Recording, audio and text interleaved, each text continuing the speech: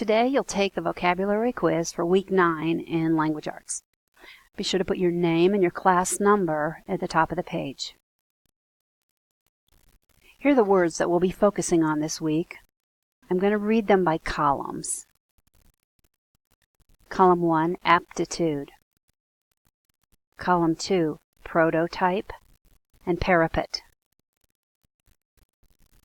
Column 3, abound. Column 4, fabricate. Column 5, innate. Column 6, underdog.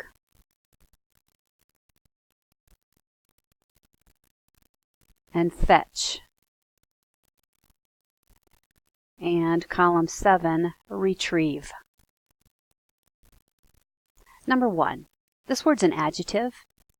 It means you had this at birth. You possessed it at birth. It's something inborn or a natural characteristic. Number 2. This is a noun.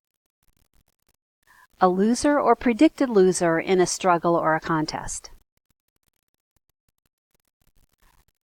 Number 3 is a verb. It means to recover, to or to find and bring something back, or to get something back. Number 4 is a noun. This is enthusiastic public praise and approval. Number 5 is a noun. This is a natural talent or ability. Number 6 is a verb. It means to make up or to invent something. Number 7, this is a noun. It's a low wall or a railing. And number 8 is a verb. It means to go after and bring something back. Or it means to get something, as in a price.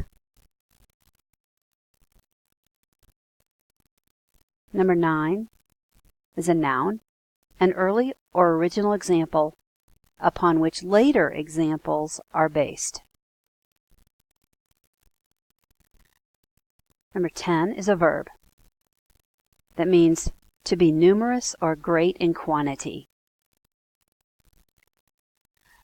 For numbers 11 and 15, choose any 5 vocabulary words. I would suggest you pick 5 of the ones you're most confident in their definitions from this week's list, and then write each in a sentence on the back of the page. The sentence needs to show you that you know the meaning of the word in context. The sentence is not to be a definition of the word. It's to use it properly to show that you know what it means. Remember to underline each vocabulary word and to put proper punctuation and capitalization into your sentence.